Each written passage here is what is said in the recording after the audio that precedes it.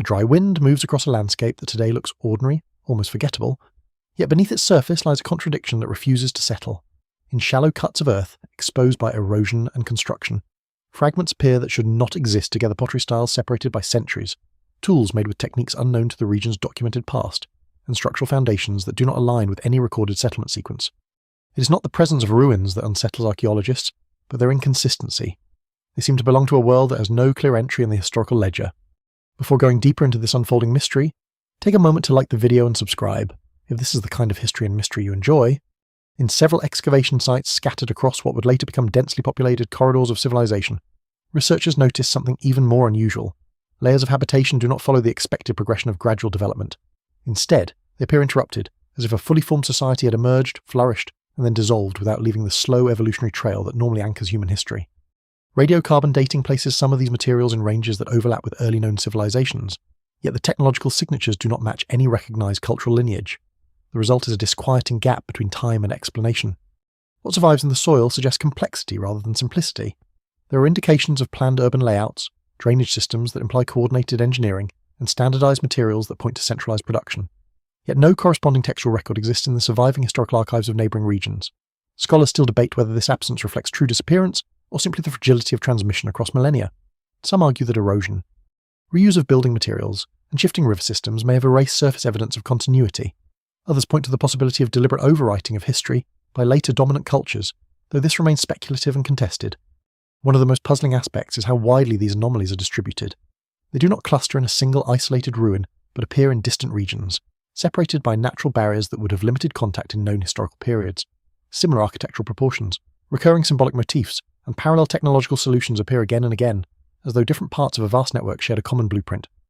This raises questions about whether these sites represent independent development, or the fragmented remains of a far larger and more connected civilization than previously imagined. In one excavation trench, a sequence of habitation layers reveals a sudden transition. Beneath relatively modest early settlements lies a sudden emergence of advanced construction techniques, followed almost immediately by abandonment layers with minimal transitional debris. It is as if the society did not gradually decline but rather stopped abruptly, leaving behind structures intact but emptied of their creators. Such patterns challenge the conventional understanding of how civilizations rise and fall, which typically involves gradual change, adaptation, and regional continuity. The artifacts themselves deepen the uncertainty. Tools made from carefully selected stone sources hundreds of kilometers away indicate long-distance procurement or trade routes that were not previously associated with such early periods.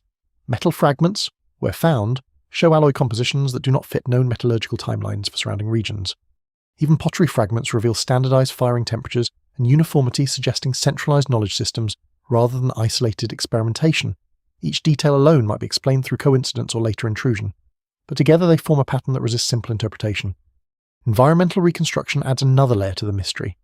Pollen analysis and sediment cores suggest that some of these regions were once far more fertile than they appear today, supporting dense populations and diverse ecosystems. Rivers that now flow intermittently or have shifted course entirely once formed stable channels capable of sustaining large settlements.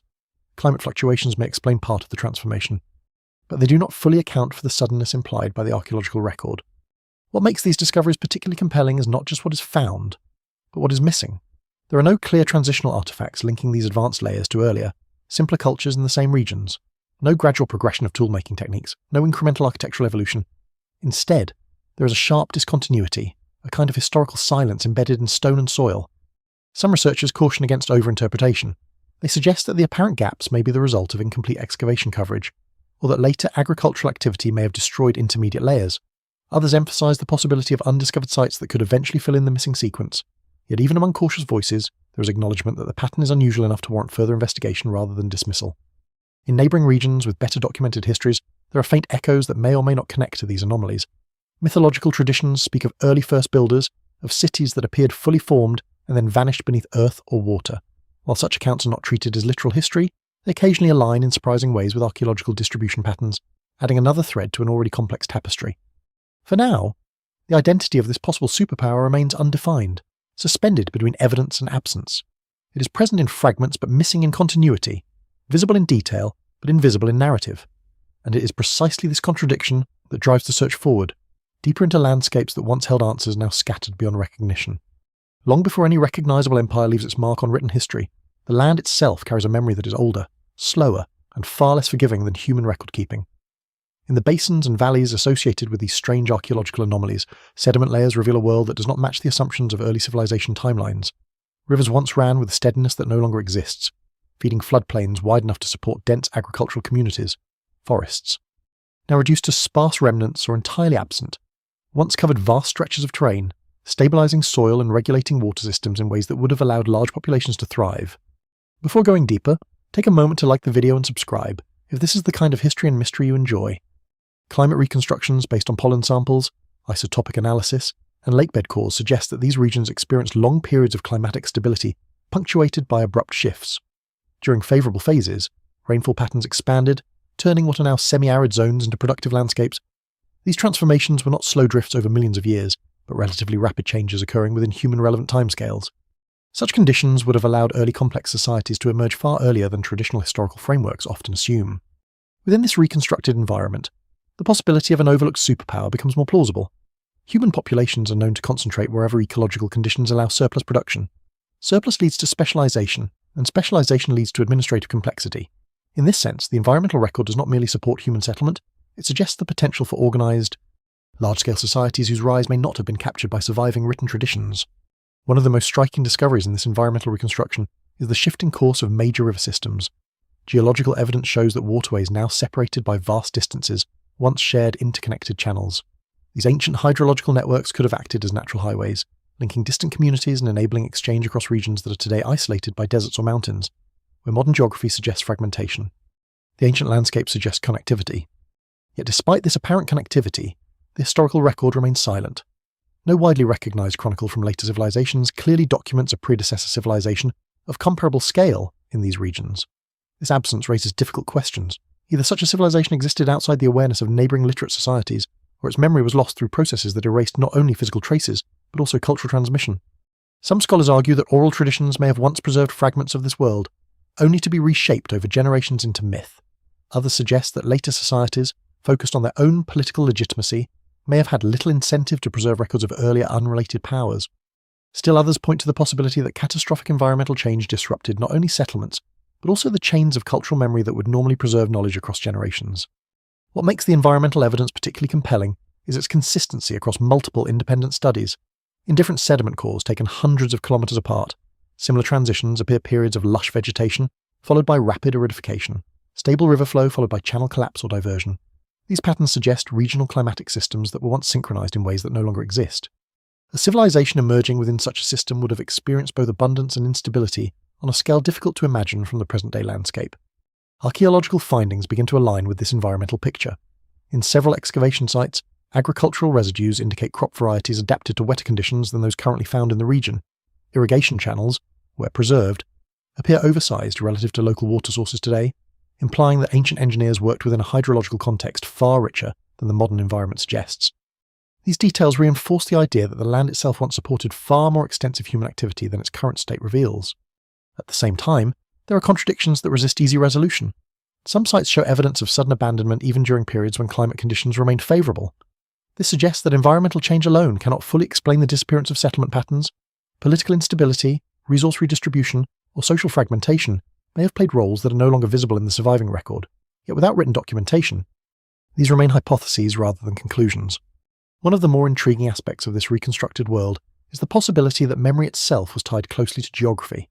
In societies dependent on stable river systems and seasonal cycles, disruptions to the environment could have had cascading effects on social organisation and knowledge transmission.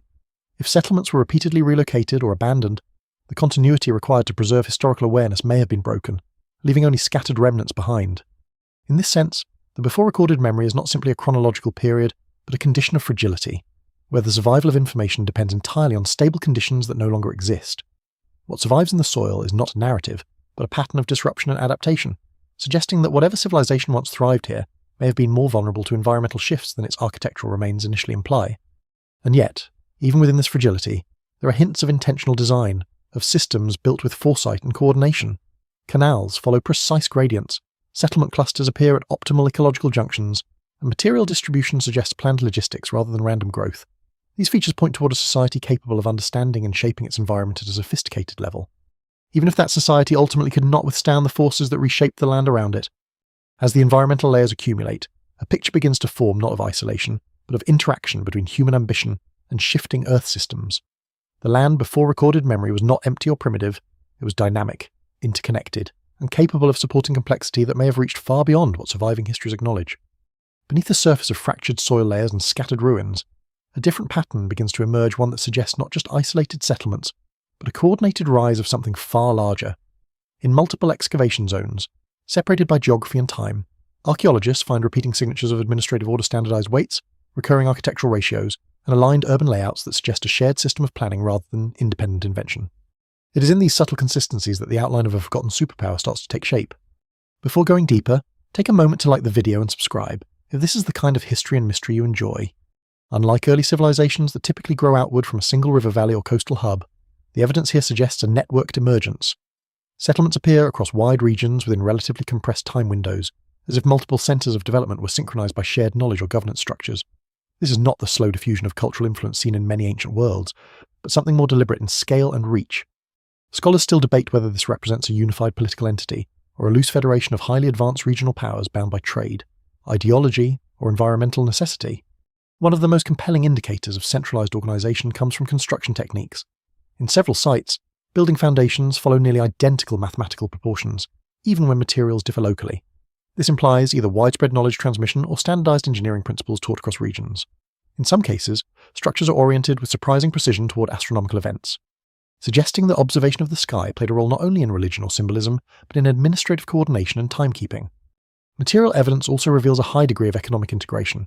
Tools and finished goods show that raw materials were often transported over long distances before being processed in specialized centers.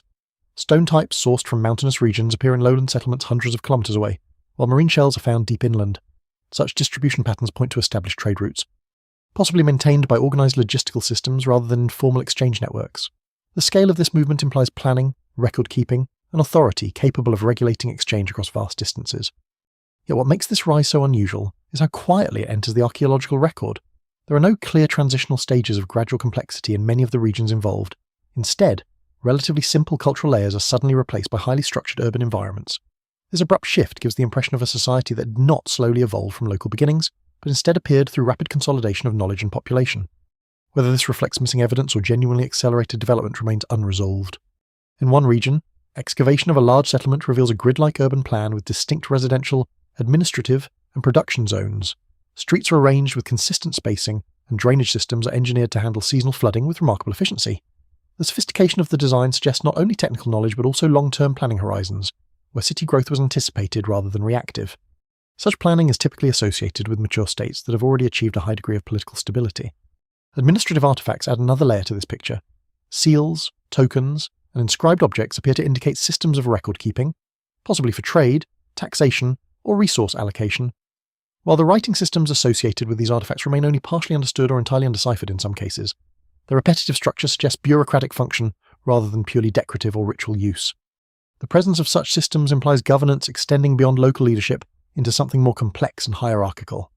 At the same time, there are inconsistencies that complicate the narrative of a unified superpower.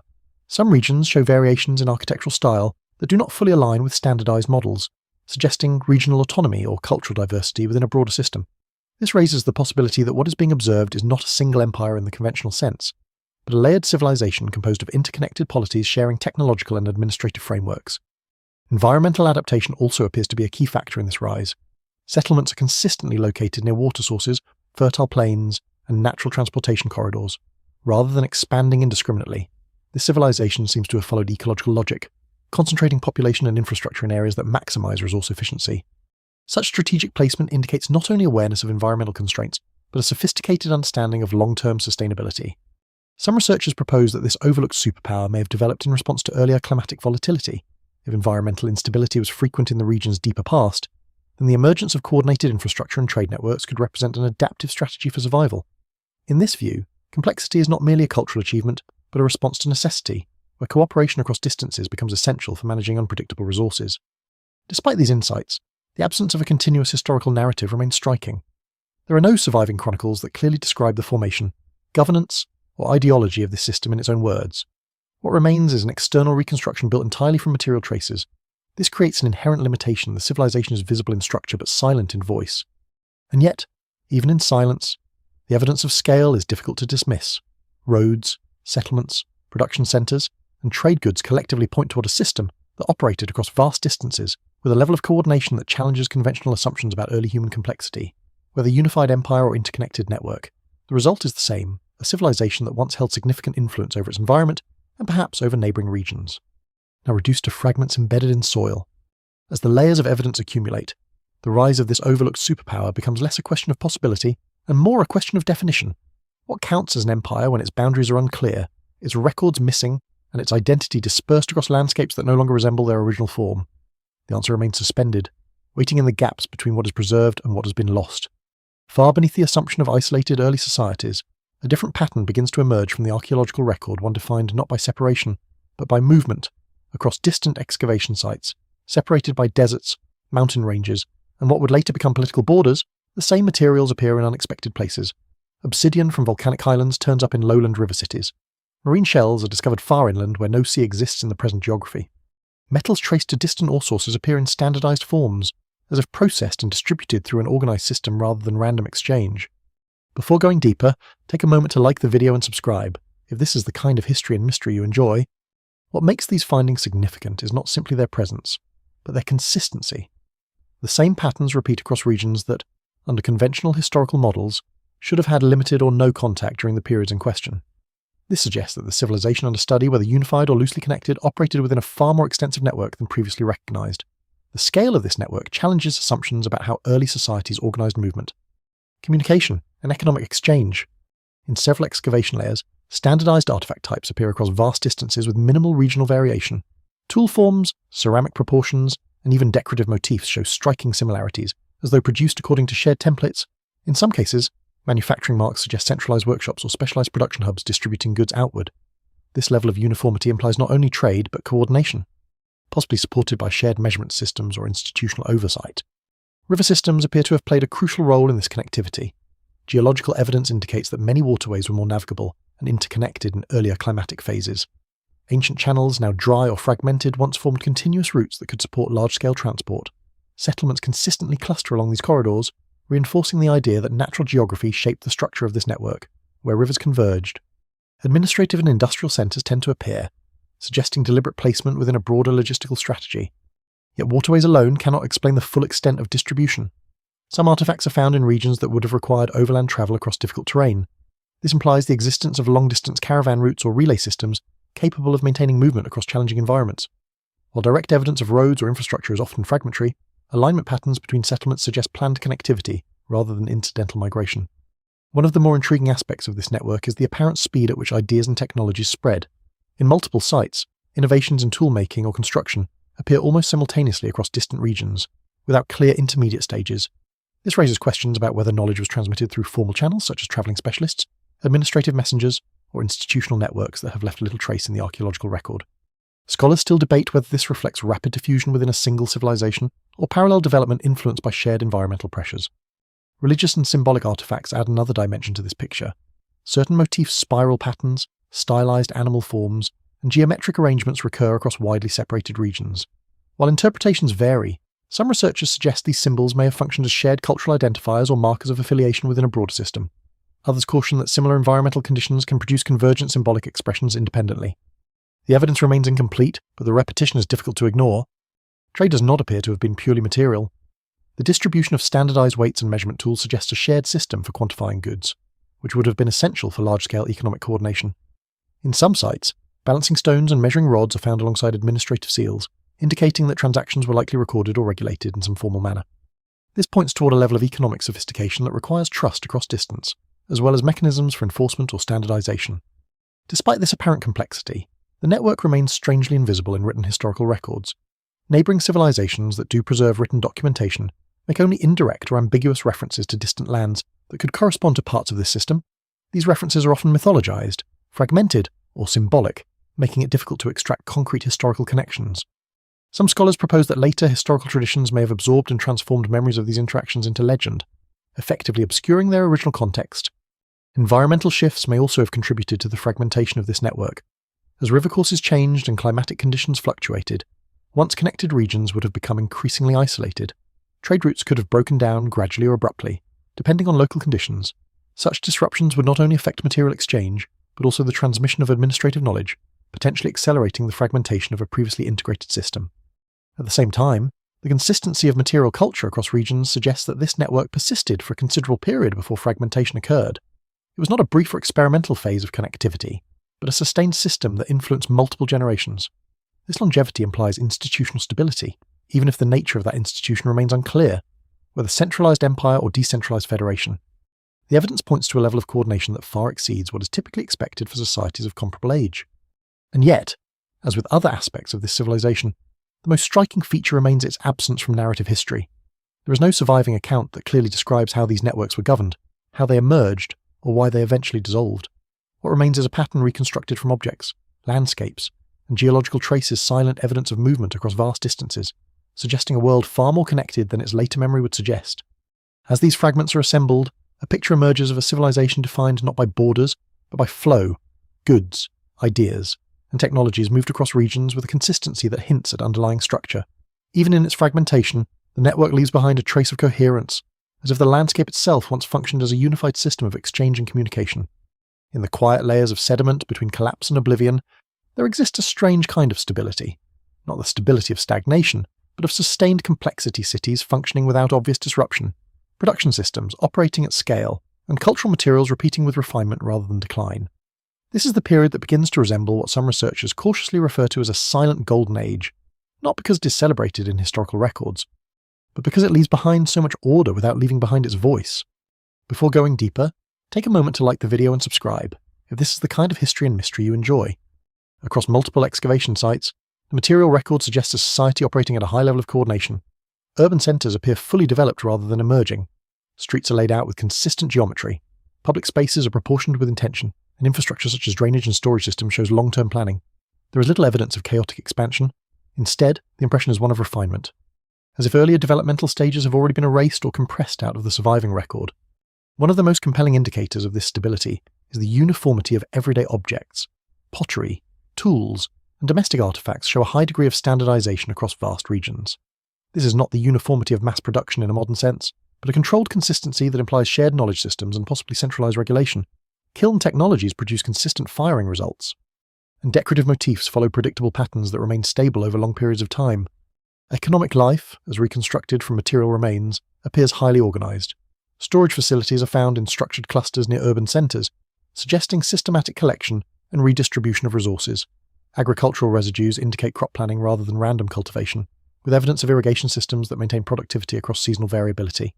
In some regions, soil management techniques suggest an understanding of long-term land use, including rotation and possibly early forms of fertilization. What is particularly striking is the absence of visible conflict layers during much of this period. Archaeological strata show relatively few signs of widespread destruction, such as burned settlements, mass abandonment, or rapid fortification building. While minor localized disruptions exist, they do not form a pattern of systemic warfare or collapse. This suggests a relatively stable political environment, though whether this stability was maintained through centralized authority. Shared cultural norms or environmental necessity remains uncertain. Religious and symbolic life appears equally structured. Repeated iconographic themes suggest a shared belief system, or at least a shared symbolic vocabulary that spans multiple regions. Temples or ritual spaces, where identifiable, are often integrated into urban planning rather than isolated from daily life. This integration suggests that ideology and governance may have been closely linked, reinforcing social cohesion through shared ritual and meaning. Yet even within this apparent stability, there are subtle indicators that complexity may have been fragile beneath the surface. Resource distribution patterns hint at long-distance dependencies, meaning that local regions may have relied on external networks for critical materials. Such systems are efficient under stable conditions but vulnerable to disruption. If any part of the network failed, cascading effects could have spread quickly across connected regions. Environmental data continues to support this interpretation. Climate proxies indicate extended periods of relative stability in rainfall and temperature, which would have allowed agricultural systems and urban infrastructure to function without frequent adjustment. However, within this stability are occasional abrupt anomalies, short-term droughts, or flooding events that may have tested the resilience of local systems. These interruptions, while not catastrophic individually, could have accumulated pressure over time. One of the lesser-known but significant discoveries from this period is the presence of standardized repair practices in infrastructure. Instead of abandoning damaged structures, communities appear to have maintained and restored them repeatedly, suggesting not only technical capability, but also an economic or cultural preference for continuity. This kind of maintenance-oriented society implies long-term investment in built environments, reinforcing the idea of sustained stability rather than rapid turnover. Still, there is an underlying tension in the record. The very consistency that defines this golden age may also conceal its vulnerabilities. Systems that rely heavily on coordination across large distances can become brittle when conditions change. Even minor disruptions in communication or resource flow can create disproportionate consequences. Some researchers suggest that the apparent calm of this era may have masked structural dependencies that were not immediately visible in the archaeological record. What survives from this period is not a narrative of growth or decline, but of maintenance, a civilization not in its infancy or its collapse, but in a prolonged state of equilibrium. It is this equilibrium that makes the later disappearance so difficult to explain, because nothing in the material record clearly predicts an end. There is no gradual unravelling, no visible acceleration of decay, only the quiet persistence of systems that appear, for a time, to function successfully. And yet, as the layers above this period begin to shift, that silence becomes more pronounced. The absence of disruption is eventually replaced not by gradual change, but by uncertainty. The Golden Age does not so much end as it fades from clarity, leaving behind a record that is complete in structure but incomplete in explanation. Beneath the calm surface of apparent stability, the ground begins to tell a different story. It is not a story of immediate collapse, but of gradual strain accumulating in places that once seemed unbreakable. In the upper layers of settlement deposits, subtle shifts appear in construction quality, resource distribution, and urban organisation. Walls that were once uniformly built begin to show variation. Storage systems become unevenly maintained. Certain districts show signs of reduced investment, while others appear to concentrate resources more aggressively than before. Before going deeper, take a moment to like the video and subscribe, if this is the kind of history and mystery you enjoy. At first glance, these changes could be dismissed as normal variation within a large and complex society, but when examined across multiple regions, the same pattern repeats with unsettling consistency. Some cities begin to contract their public infrastructure, while peripheral settlements show signs of abandonment or reduced activity. The system still functions, but it does so with visible strain, as if the balance that once held everything together is slowly shifting. One of the most revealing indicators comes from agricultural layers. Pollen analysis and soil composition show that crop diversity begins to narrow in certain regions. Where once multiple varieties were cultivated to buffer against environmental fluctuation, there is now evidence of reduced agricultural resilience. This suggests either environmental pressure or administrative decisions aimed at efficiency over redundancy. Both interpretations carry implications for the stability of the system. In several excavation sites, storage facilities that once operated at scale begin to show irregular usage patterns. Some are overfilled, suggesting localized accumulation, while others appear underutilized or abandoned. This uneven distribution hints at disruptions in the flow of goods across the broader network. What was once a coordinated system of exchange may be becoming fragmented, with regions increasingly reliant on their own immediate resources rather than long-distance support. Environmental data continues to reflect this transition. Sediment cores show increasing variability in rainfall patterns, with periods of drought becoming more pronounced in certain zones. Rivers that once provided stable transport routes begin to shift courses more frequently, altering access to key regions. These changes would not necessarily destroy a civilization outright, but they would place significant pressure on systems designed around predictability. Urban centres respond in different ways. In some areas, there is evidence of intensified construction, as if attempting to reinforce infrastructure against new stresses. In others, building activity declines, and maintenance becomes less consistent. Fortification walls appear in certain settlements where they were previously absent, suggesting rising concerns about security or resource protection, yet there is no uniform response. Indicating that coordination across the broader system may already be weakening.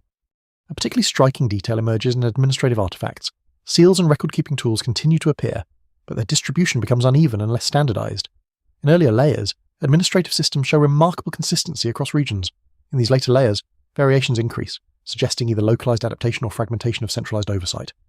The loss of uniformity in administration is often one of the earliest signs of systemic breakdown in complex societies. Trade networks also show signs of stress. Materials that once flowed predictably across long distances become more regionally concentrated. Exotic goods still appear, but less frequently and in smaller quantities. This suggests that long-distance exchange is no longer operating at full capacity, whether due to political fragmentation, environmental disruption, or economic contraction. The result is the same reduced connectivity across regions that were once tightly integrated. Despite these pressures, there is no immediate evidence of total collapse. Many cities continue to function, and some even appear to adapt successfully to changing conditions. New local systems emerge to replace older networks, and in some cases, communities seem to become more self-sufficient. But this adaptation comes at a cost. The broader coherence that once defined the civilization begins to weaken, replaced by localized resilience rather than systemic unity. What makes this period particularly difficult to interpret is the absence of a clear breaking point. There is no single catastrophic layer, no universal destruction horizon that marks the end of the system. Instead, there is a gradual divergence in trajectories. Some regions maintain stability longer than others, while some decline earlier, creating a patchwork of continuity and fragmentation that obscures the overall picture. Scholars still debate whether these cracks represent the beginning of collapse or simply a restructuring of a complex civilization under pressure. It is possible that what is observed is not failure, but transformation, an empire adjusting to new realities by decentralizing and localizing its systems. However, the increasing asymmetry in evidence suggests that coordination, once a defining feature, is weakening. As these cracks deepen, the silence that once characterized the Golden Age begins to shift. It is no longer the silence of stability, but the silence of disconnection, where once linked systems no longer move in harmony. The structures remain, but the relationships between them begin to loosen, and in that loosening, the first true uncertainty of disappearance begins to take shape. At a certain point in the archaeological record, continuity stops behaving like continuity. Layers that once flowed in gradual progression begin to thin, then fragment, and then, in some regions, simply vanish. What remains is not destruction in the conventional sense, but absence and unsettling break where cultural sequences should logically continue. Cities that were once active within the material record no longer show signs of gradual decline. Instead, occupation layers end abruptly, as if daily life ceased in a moment that left little time for preparation or response. Before going deeper, take a moment to like the video and subscribe, if this is the kind of history and mystery you enjoy. This sudden silence is not uniform across all regions. Some areas show partial continuation, while others appear to lose their occupational signatures almost entirely within a single stratigraphic boundary. In archaeological terms, this is unusual. Civilizations that decline through war, famine, or environmental stress typically leave behind layered evidence of struggle burn layers, rushed construction, defensive adaptations, or gradual abandonment debris. Here, many of those expected markers are either minimal or inconsistent. One of the most striking features of this disappearance is the lack of transitional artifacts. Tools, ceramics, and administrative objects that define the earlier period do not evolve gradually into later forms. Instead, they cease, and in some cases are replaced by entirely different material traditions with no clear developmental bridge. It is as though the cultural logic that once produced them was interrupted rather than transformed. Environmental data provides only partial clarity. In some regions, there are indications of climatic stress, short-term droughts, flooding events, or river course changes that could have disrupted settlement patterns. But these events do not appear universally catastrophic at the exact time of cultural discontinuity. In other words, the environment may explain pressure, but not the precision of the disappearance. In several excavation sites, habitation layers end with intact structures still standing. Homes remain partially furnished. Storage vessels are found in place, sometimes containing food remains or tools left in use. Such evidence suggests that abandonment was not always slow or carefully managed. In certain cases, it appears rapid enough that daily activity simply stopped without full clearance of domestic spaces. Yet even this pattern is not consistent across all regions. Adding further complexity to interpretation, administrative systems show an equally puzzling pattern. In earlier layers, seals, records, and standardized tokens suggest a functioning bureaucracy. In the layers immediately above disappearance horizons, these systems are often absent rather than destroyed. There is little evidence of deliberate dismantling or replacement. The administrative structure does not collapse visibly, it disappears from the record entirely. Some researchers interpret this as a failure of preservation rather than a true historical absence. Organic materials decay, and written records may not survive environmental conditions. However, this explanation becomes less convincing when considering the broader consistency of material culture loss across diverse environments. It is not just written records that vanish, but entire assemblages of everyday life. In neighbouring regions, the situation becomes even more complex. Cultural sites that continue beyond this disappearance horizon show abrupt changes in style, language, and administrative practice. These shifts are often too sudden to be explained by gradual internal evolution. Instead, they suggest either rapid cultural replacement, forced migration, or the collapse of interregional networks that previously maintained continuity. Oral traditions from later societies occasionally reference a period of disruption, a time when cities fell silent or forgot their names. While these accounts are not historically precise, they often preserve the emotional structure of loss rather than factual detail. Scholars still debate whether these traditions encode distant memories of real events or represent symbolic narratives constructed long after the fact. One particularly puzzling aspect of this silence is the absence of mass destruction signatures in many key sites. There are few clear indicators of large-scale warfare, invasion, or systemic burning. This challenges the assumption that violent conquest was the primary cause of disappearance. Instead, the record suggests a more complex process, potentially involving depopulation, migration, or systemic breakdown that did not leave obvious destruction layers. At the same time, isolated evidence hints at continued human presence in peripheral zones after major centres fall silent. Small settlements persist, often with simplified material culture and reduced technological complexity. This suggests that populations did not vanish entirely but reorganised into smaller, less integrated communities. The scale of complexity, however, does not recover in these regions, implying a long-term structural change rather than temporary disruption. What emerges from this silence is not a single event but a threshold. Beyond it, the coherence that once defined the system is no longer visible. Whether due to environmental pressure, social fragmentation, or other unknown forces, the result is the same. A civilization that once appeared extensive and coordinated becomes archaeologically fragmented almost overnight in historical terms. And yet, the silence itself is not empty. It is filled with gaps that continue to resist explanation. gaps that suggest not only loss but also selective preservation. Some elements survive, while others vanish entirely, creating a distorted mirror of what once existed. It is within this distortion that the next layer of inquiry begins to form, as researchers turn from absence itself toward the question of why such absence might occur so abruptly. When a civilization disappears without a clear, unified signature of destruction, explanation becomes less about certainty and more about competing fragments of possibility. The record left behind by this forgotten superpower invites precisely that kind of struggle. Archaeologists, climatologists, and historians working across different regions do not arrive at a single conclusion. Instead, they assemble overlapping models, each accounting for part of the silence, none fully explaining it. Before going deeper, take a moment to like the video and subscribe if this is the kind of history and mystery you enjoy. One of the most widely supported explanations involves environmental instability. Shifting climate patterns, prolonged drought cycles, and river system collapse could have placed immense pressure on agricultural production and trade networks. In this model, the civilization does not vanish in a moment but unravels unevenly, as food systems fail and populations gradually migrate toward more stable regions. The archaeological record, with its fragmented continuity and regional variation and abandonment, partially supports this interpretation. Yet it does not fully account for the abruptness seen in some key urban centres. A second explanation centres on internal fragmentation. As networks expanded, the administrative burden of maintaining cohesion across vast distances may have exceeded the system's capacity. Local authorities could have gradually asserted independence, weakening central coordination until the broader structure dissolved into semi-autonomous regions. This would explain the increasing variation in material culture seen in later layers, as well as the uneven distribution of administrative artifacts. However, even this model struggles to explain why certain core regions show near total silence rather than gradual transformation. Another hypothesis involves large-scale migration. Populations may have relocated en masse in response to environmental or political pressures, leaving cities intact but largely uninhabited. This would account for structures appearing preserved yet abandoned, with domestic spaces frozen in time. In such a scenario, the civilization does not disappear so much as it moves. Yet migration of this scale would typically leave strong traces in destination regions' cultural influx.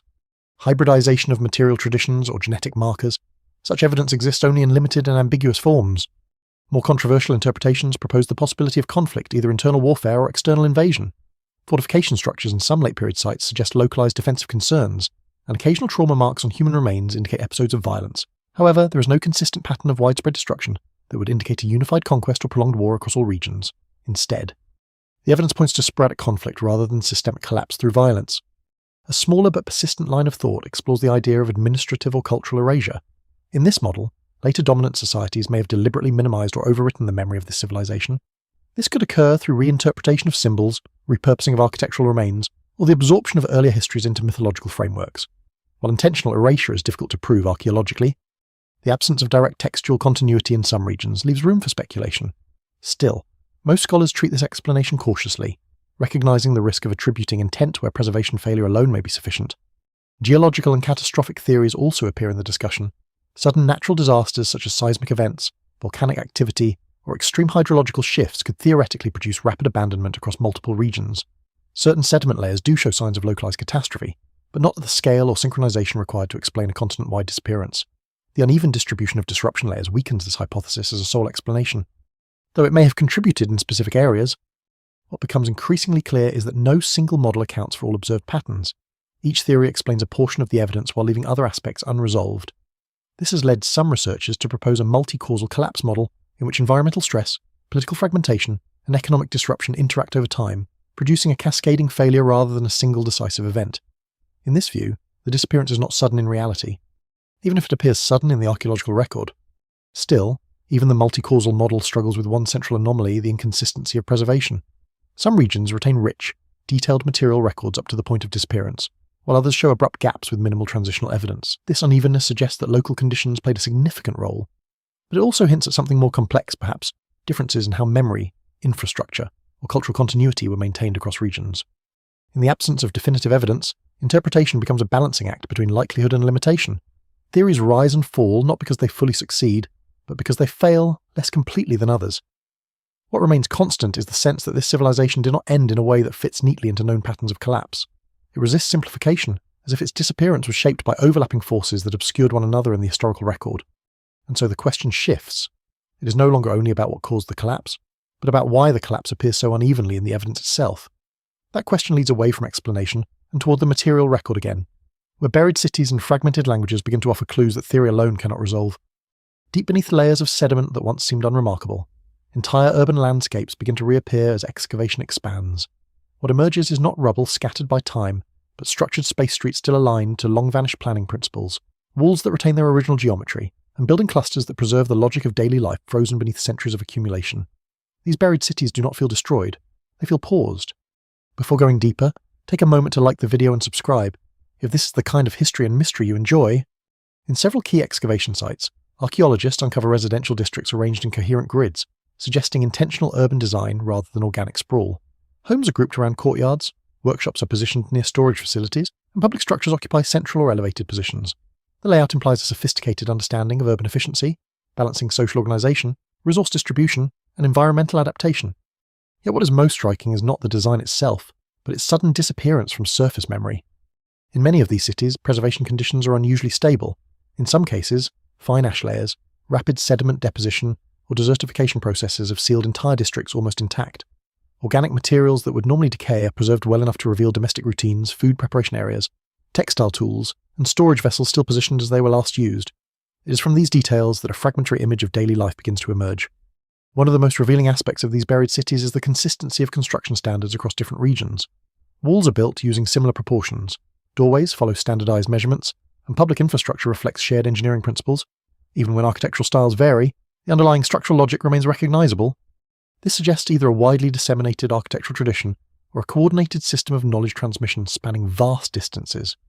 In one excavation, a large urban centre reveals a network of drainage channels integrated directly into the city's layout. These channels are carefully graded to manage seasonal water flow, indicating a long-term understanding of hydrological cycles. Nearby, granaries are arranged in clustered formations that suggest centralised food storage and redistribution. Such organisation implies not only technical skill, but administrative coordination capable of sustaining urban populations through environmental variability. Yet despite this sophistication, there is no clear evidence of catastrophic destruction in many of these sites. Buildings are not uniformly burned or violently demolished. Instead, they appear gradually covered, as if natural processes overtook them after abandonment. This pattern reinforces the idea that disappearance was not always sudden violence, but sometimes a quiet withdrawal followed by environmental reclamation. Artifacts recovered from domestic spaces add further depth to this picture. Tools are found in working order, sometimes left mid-use. Cooking vessels remain in hearth areas, and storage containers occasionally still contain remnants of grain or organic material. These details suggest that in certain locations, departure was not preceded by systematic evacuation. Daily life ended without full closure, leaving behind the material residue of interrupted continuity. In other sites, however, the picture is different. Some urban areas show evidence of reoccupation after initial abandonment, followed by eventual secondary desertion. This layered history indicates that these cities were not simply abandoned once, but experienced cycles of habitation and decline. Each cycle leaves its own distinct material signature, complicating attempts to reconstruct a single narrative of collapse. One of the most intriguing discoveries comes from peripheral districts of several cities, where industrial activity appears concentrated. Workshops for pottery, metalworking, and textile production are found at the edges of urban zones, suggesting organised zoning of labour. Standardised production methods indicate that goods were not made in isolation, but as part of larger distribution systems, reinforcing the idea of interconnected urban economies. Despite the richness of these findings, one question remains unresolved. Why were such sophisticated cities lost from historical awareness? The physical evidence of their existence is undeniable, yet their memory does not persist in surviving written traditions from neighbouring civilizations. This disconnect between material presence and historical absence is one of the defining mysteries of the entire system. Some researchers suggest that later environmental changes may have obscured visible remains, allowing cities to be reclaimed by desert, forest, or floodplain sediment. Others argue that later cultural reinterpretation transformed knowledge of these places into myth, stripping them of historical specificity. In either case, the result is the same, a physical world that remains intact beneath the surface, while its narrative disappears above it. As excavation continues, it becomes increasingly clear that these buried cities are not isolated anomalies. They form part of a broader pattern of urban existence that once spanned large regions. Their preservation offers a rare glimpse into the final moments of a civilization whose material complexity survived longer than its memory. And within that preservation lies an unsettling contradiction. The more intact these cities appear, the harder it becomes to explain why they are absent from history. They do not look like ruins of ignorance or chaos. They look like the remains of a world that functioned until it no longer did, and then quietly slipped beneath the layers of time. Among the most unsettling discoveries within this buried world are the marks it left behind on stone, clay, and metal symbols that clearly formed a system of communication, yet refused to yield their meaning. Inscriptions appear across administrative seals, architectural fragments, and portable objects, suggesting that writing was not rare or ceremonial, but integrated into daily governance and economic life. And yet, despite their frequency, these scripts remain only partially understood, or in many cases completely undeciphered. Before going deeper, take a moment to like the video and subscribe, if this is the kind of history and mystery you enjoy.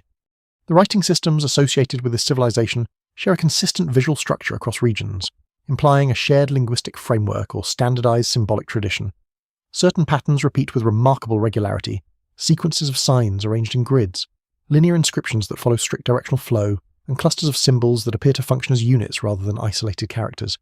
This suggests that the system was not purely decorative, but structured for communication, record-keeping, or administrative control. In some excavation sites, inscriptions are found on clay tablets that appear to record transactions, inventories, or official decisions. The repetition of numerical-like symbols alongside pictographic elements suggests a hybrid system combining quantitative and descriptive information. This level of complexity implies a society with developed bureaucratic needs, where written records were essential for managing resources, labour, or trade networks. Yet the greatest challenge lies in the absence of a surviving linguistic bridge. Unlike other ancient writing systems that can be linked to known languages through bilingual inscriptions or continuous cultural transmission, this script exists in isolation. No later civilization clearly preserves its spoken or written form. This breaking continuity has made decipherment extraordinarily difficult, leaving scholars with patterns but not meanings. Some inscriptions appear on monumental architecture, where they may have served commemorative or ideological functions. Others are found on small administrative objects, suggesting everyday use. The distribution of writing across both public and private contexts indicates that literacy, or at least symbolic comprehension, may have been more widespread than previously assumed for such an early period. This challenges conventional assumptions about the development of written communication in ancient societies. One of the most intriguing features of the script is its regional consistency. Despite geographic separation, the same core symbols recur across distant sites with only minor variations. This could indicate a centralized standardization system or a shared cultural framework maintained through institutional control. Alternatively, it may reflect a highly stable symbolic tradition that persisted even as political or regional structures shifted. In a few cases, inscriptions appear alongside numerical markings that suggest accounting or inventory systems. Repeated sequences of symbols are paired with variations in quantity indicators, implying structured record keeping. Such systems are typically associated with complex economies where surplus production and redistribution require formal documentation. The presence of these records reinforces the idea of a highly organized society with administrative depth. Despite these insights, attempts to decode the script remain incomplete. Partial correlations between symbol frequency and contextual placement have been identified, but no definitive phonetic or semantic mapping has been established. Some researchers propose that the writing system may encode multiple layers of meaning simultaneously administrative, symbolic, and possibly ritual, making linear translation difficult. Complicating matters further is the apparent abrupt disappearance of the script itself. In later archaeological layers, the writing system vanishes without transitional forms. It is not gradually replaced or simplified, but simply ceases to appear. This mirrors the broader pattern of cultural discontinuity seen in the material record, where systems of knowledge and administration seem to end without clear evolution into successor forms. Neighbouring civilizations provide only indirect clues. Some mythological texts reference signs that spoke without voice or records that could not be read, but these accounts are symbolic and difficult to interpret historically. Whether they refer to this writing system or to unrelated traditions remains uncertain. Still, the thematic resonance suggests that memory of written complexity may have persisted in distorted form. The loss of a decipherable language is not merely an academic obstacle, it represents a deeper break in historical continuity. Without language, the civilization cannot speak for itself. Its administrative systems, cultural values, and intellectual structures remain locked behind symbols that resist interpretation. What survives is architecture without explanation, objects without narrative, and a society visible only through fragments of its communication system. Some researchers argue that the inability to decode the script may itself reflect the completeness of cultural rupture. If no linguistic descendants survived, and if no cultural continuity preserved interpretive knowledge, then the script would inevitably become unreadable over time. In this sense, the broken nature of the writing is not accidental, but a consequence of total historical disconnection. And so the civilization speaks only in pattern, not in voice. Its symbols persist across stone and clay, repeating with precision, yet withholding meaning. The more they are studied, the more they emphasize absence, the absence of translation, of memory, and of a continuous thread connecting past understanding to present interpretation. When a civilization fades from its own record, it does not always vanish from the memory of others. Instead, it often survives in fragments reshaped, distorted, and embedded within the myths and oral traditions of neighbouring cultures. In the case of this forgotten superpower, those echoes exist, but they arrive fractured, as if passed through generations of uncertainty before finally being written down. Before going deeper, take a moment to like the video and subscribe, if this is the kind of history and mystery you enjoy. Across multiple regions surrounding the core archaeological zones, later civilizations preserve stories of first cities or ancient peoples who built before the known world. These accounts are rarely consistent in detail, but they share recurring themes: sudden appearances of great settlements, advanced knowledge granted in early times, and abrupt disappearances followed by long periods of uncertainty. While such narratives are not treated as literal history, their repetition across independent traditions draws cautious attention from researchers. In some traditions, these earlier peoples are described as master builders who shaped landscapes with unusual skill, redirecting rivers, constructing vast urban centres, and organising land in ways that later societies struggled to replicate.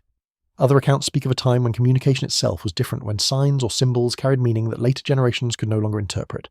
These descriptions, while mythological in form, resonate with archaeological findings of advanced infrastructure and undeciphered scripts. One of the more intriguing aspects of these cultural echoes is their geographic spread. Similar motifs appear in oral traditions separated by vast distances, suggesting either a shared ancestral memory or parallel myth-making processes shaped by comparable environmental histories.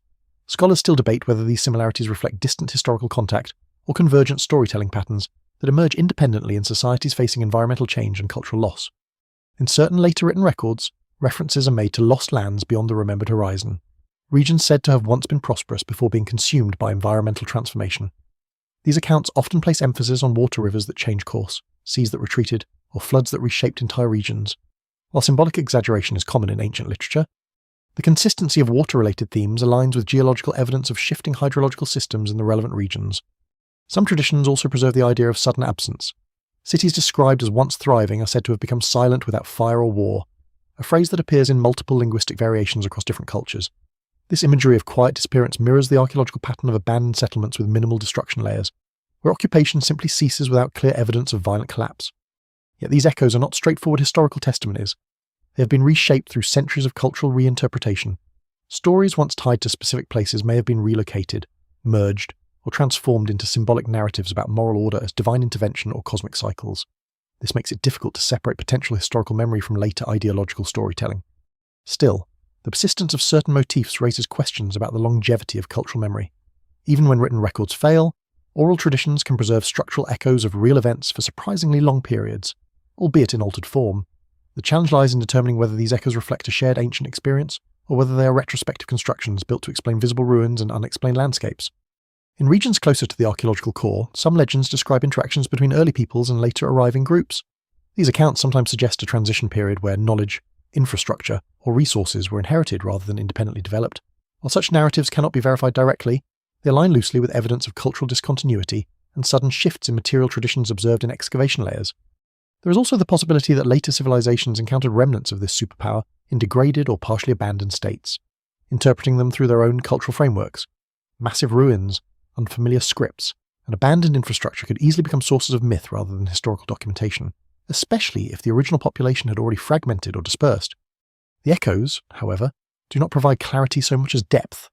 They add another layer to the mystery, suggesting that memory of this civilization did not vanish instantly, but instead decayed over time, becoming symbolic rather than factual. What begins as historical observation transforms into narrative, and what remains is a blurred reflection of something once real, but no longer fully accessible. As these fragments accumulate, a pattern emerges not of direct testimony, but of persistent absence. Cultures remember that something came before them, but they no longer agree on what it was. The result is a shared sense of inherited loss, embedded in myth, shaped by environment, and anchored in landscapes that still bear the physical traces of something greater than memory alone can preserve. The land itself begins to speak more clearly than any surviving story. In the sediments, ice cores, and shifting riverbeds, there are signatures that do not belong to slow cultural change alone. They belong to disruption moments when environmental systems tilt abruptly, leaving behind chemical fingerprints that persist long after cities fall silent. It is here, in the natural record, that the possibility of catastrophe begins to take shape alongside the idea of gradual decline. Before going deeper, take a moment to like the video and subscribe if this is the kind of history and mystery you enjoy. In multiple regions associated with the vanished superpower, geological layers show abrupt changes in deposition patterns. Fine. Stable sediments give way to chaotic layers of mixed material sand, silt, and organic debris deposited in conditions consistent with flooding or rapid erosion. These transitions are not uniform across all sites, but their recurrence across distant locations suggests widespread environmental instability during the broader period of disappearance. One of the most significant indicators comes from hydrological reconstruction. Ancient river systems, once stable and deeply integrated into settlement networks, show evidence of sudden course shifts. In some cases, entire channels appear to have been abandoned while new ones formed nearby, altering access to water and transportation routes. For societies dependent on these systems, even moderate shifts would have required massive adaptation. Rapid or repeated changes could have disrupted agriculture, trade, and urban continuity simultaneously. Climatic data drawn from pollen analysis and isotopic composition of soil layers indicates periods of pronounced environmental stress. In certain intervals, vegetation shifts from diverse, moisture-rich ecosystems to more arid adapted species. This suggests not a single climatic collapse, but oscillating instability periods of drought followed by partial recovery, then renewed stress. Such cycles are particularly damaging to complex societies that rely on predictability for agricultural planning and resource distribution. In a few regions, there is evidence of extreme hydrological events. Sediment deposits consistent with sudden flooding appear in valley systems that would have concentrated human settlement. These events could have destroyed infrastructure, displaced populations, and accelerated the breakdown of regional networks. However, the timing of these events does not always align perfectly with cultural disappearance layers, suggesting they may have contributed to stress rather than served as a single decisive cause. Volcanic activity is also considered in some models. Ash layers found in distant regions indicate that atmospheric disturbances occurred during the broader timeframe of collapse. While not always directly linked to settlement destruction, volcanic aerosols can influence climate by reducing temperatures and altering precipitation patterns. Even moderate volcanic activity, when combined with existing environmental stress, could have intensified agricultural instability. Yet even with these natural explanations, a complete picture remains elusive. The environmental record does not show a single global catastrophe capable of erasing an entire civilization in one moment. Instead, it shows overlapping disturbances, regional floods, climatic shifts, river changes, and atmospheric disruptions occurring within a similar broad time frame. This creates a complex mosaic of stress, rather than a singular moment of destruction. Archaeological evidence sometimes aligns with these environmental signals. In certain urban sites, layers of rapid sedimentation coincide with abandonment horizons. In others, infrastructure appears repaired repeatedly before eventual discontinuation, suggesting prolonged struggle against environmental pressure. These patterns indicate resilience as much as vulnerability, implying that communities attempted to adapt before ultimately failing to maintain long-term stability. One of the more subtle but important findings is the uneven impact of these environmental changes. Some regions show clear signs of disruption, while others appear relatively unaffected for longer periods. This unevenness may explain the patchwork pattern of disappearance seen in the archaeological record. Civilizations do not always collapse uniformly. They fragment, adapt, and relocate, producing a staggered pattern of decline that is difficult to interpret as a single event. Still, nature alone may not fully account for the suddenness observed in certain cultural breaks. In several key sites, abandonment appears too abrupt to be explained solely by gradual environmental degradation. This has led researchers to consider interaction effects where environmental stress triggers social instability, which in turn accelerates collapse in ways that amplify the original disturbance. What emerges from the geological and climatic evidence is not a clean disaster story, but a layered one. Nature does not erase the civilization in a single stroke. Instead, it applies pressure over time, shifting boundaries, altering water systems, and destabilizing the foundations upon which complex societies depend. The civilization responds, adapts, and persists for a time, but the cumulative strain becomes increasingly difficult to manage. In this context, the disappearance begins to look less like an event and more like a process shaped jointly by human systems and environmental change. The catastrophe is not written as a single sentence in the Earth's record, but as a long paragraph of instability, repetition, and gradual fracture. And yet, even this explanation leaves gaps. Because while nature explains pressure, it does not fully explain silence. The question that remains is not only what changed in the environment, but why the cultural memory of such a vast system faded so completely from historical awareness. Even when ruins remain visible in the landscape, history is not guaranteed to preserve them. What survives in memory is not always what survives in stone. In the case of this forgotten superpower, the most unsettling feature is not only its disappearance from physical continuity, but its absence from the historical narratives of later literate societies that lived nearby or emerged shortly after its decline. Before going deeper, take a moment to like the video and subscribe, if this is the kind of history and mystery you enjoy. In regions where writing systems were well established shortly after the period of collapse, records tend to begin as if the world started anew. Earlier complexity is either absent or reduced to vague references. This creates a discontinuity not only in material culture, but in recorded memory. Scholars still debate whether this reflects genuine ignorance of earlier civilizations or selective preservation shaped by political, cultural, or ideological priorities of later states. One explanation lies in the fragility of transmission. Written records are highly vulnerable to environmental decay, conflict, and institutional collapse.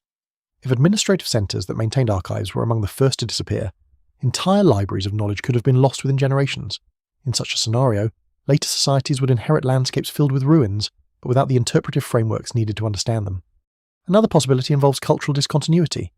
If the populations associated with the vanished civilization dispersed into smaller groups, their knowledge systems may have fragmented beyond recovery. Without centralized institutions to preserve writing, measurement systems, or historical narratives, the coherence required for historical memory would have dissolved. Over time, surviving groups might adapt to new conditions, gradually losing access to their own origins. There is also evidence that later societies sometimes reinterpreted earlier structures in ways that disconnected them from their original context. Monumental architecture may have been repurposed, renamed, or integrated into new cultural frameworks, effectively overwriting its historical identity. In doing so, physical remains persisted while their meaning was transformed, making it difficult for later historians to recognise continuity with earlier systems. Political considerations may have also played a role. Emerging states often construct historical narratives that emphasise their own origins and legitimacy. In such frameworks, earlier civilizations that do not fit into the lineage of authority may be minimised, reclassified as mythological, or excluded entirely from official histories, while direct evidence of deliberate erasure is difficult to establish. The absence of references in certain canonical texts raises questions about how history was curated. Environmental transformation further complicates preservation of memory. As landscapes change, rivers shifting, cities buried, coastlines moving, physical references that anchor historical understanding can disappear. Without visible points of reference, some even oral traditions may lose specificity, turning once precise knowledge into generalized myth. Over time, geography itself stops supporting memory. In some cases, later cultures appear to have encountered ruins without understanding their origin, leading to symbolic reinterpretation rather than historical documentation. Massive structures built by earlier societies may have been attributed to mythical ancestors, divine beings, or legendary kings. This process transforms historical complexity into narrative simplification, preserving awe but erasing context. What makes this particular disappearance unusual is not just that it was forgotten, but that it was forgotten unevenly. Some fragments persist in scattered traditions, while others vanish entirely. This uneven preservation suggests that memory was not uniformly lost, but selectively filtered through the cultural and environmental conditions that followed collapse. There is also the possibility that the scale of the civilization itself contributed to its obscurity. If its influence was distributed across regions rather than concentrated in a single, recognizable center, later historians may have failed to identify it as a unified entity. Instead, they would see isolated remnant cities, artifacts, or myths without recognizing their shared origin. In this way, history does not simply forget, it reorganizes what it can no longer fully integrate. Complex systems become fragmented narratives, networks become isolated anecdotes. A civilization that once functioned as a coherent whole is reduced to disconnected traces scattered across time and space. And so the question shifts again. The issue is no longer only why this superpower disappeared, but why its disappearance did not remain clearly visible in the historical consciousness of those who came after. Whether through loss, transformation, or reinterpretation, the result is the same: a civilization that existed materially, but survives only indirectly in the margins of memory. As the record narrows, attention turns from absence in history to reconstruction in the present. What remains must now be reassembled not from narratives, but from fragments, each one a piece of a system that history itself struggled to recognize. Reconstruction begins where certainty ends. Archaeologists, geologists, and historians are no longer working with a continuous narrative, but with fragments scattered across landscapes, cultures, and time. Each fragment is a partial reflection of a system that once functioned as a whole, but now exists only in disassembled form. The task is not to recover a lost story in full, but to assemble a plausible structure from what refuses to align cleanly. Before going deeper, take a moment to like the video and subscribe, if this is the kind of history and mystery you enjoy. The first step in reconstruction is spatial, mapping the distribution of settlements, artifacts, and infrastructure reveals a pattern that is difficult to dismiss as random. Even where erosion and later occupation have distorted the record, clusters of activity appear along predictable environmental corridors, river systems, ancient coastlines, and transitional ecological zones. These patterns suggest deliberate planning or at least consistent adaptation to shared environmental logic across vast regions. From this spatial framework, a broader administrative possibility emerges. The uniformity of weights, measurement systems, and construction principles across distant sites implies some form of standardization. Whether enforced by centralized authority or maintained through long-term cultural alignment remains uncertain, but the consistency itself is difficult to attribute to coincidence alone. It suggests communication at a scale that required coordination beyond local communities. Economic reconstruction adds another layer. The distribution of raw materials and finished goods indicates a system where production was specialized and exchange was structured. Certain regions appear to have focused on agriculture, others on metallurgy or craft production, while central hubs managed redistribution. This division of labor, if accurate, points toward a complex interdependent system, where regional survival depended on sustained connectivity. Yet the reconstruction is hindered by discontinuity. There are no surviving texts that clearly describe governance, ideology, or institutional structure. This forces interpretation to rely entirely on indirect evidence. Administrative seals, urban planning layouts, and standardized artifacts become substitutes for written explanation. They suggest organization, but do not define its nature. One of the most challenging aspects of reconstruction is scale. Estimates of population density, urban distribution, and production capacity vary widely depending on an interpretation of incomplete data. Some models suggest a large, integrated system spanning multiple ecological zones. Others propose a series of interconnected but semi-independent regions sharing cultural traits rather than political unity. Both interpretations fit parts of the evidence, but neither resolves all contradictions. Technological reconstruction offers partial clarity. Metallurgical remains indicate advanced knowledge of alloy production, while architectural remnants show consistent engineering principles applied across diverse environments. Water management systems, in particular, suggest a deep understanding of environmental control, allowing cities to adapt to seasonal and long-term climatic variation. These capabilities imply not only innovation but transmission of knowledge across generations and regions. Still, reconstruction is constrained by absence. The lack of transitional cultural layers between earlier simple societies and later complex systems leaves a structural gap.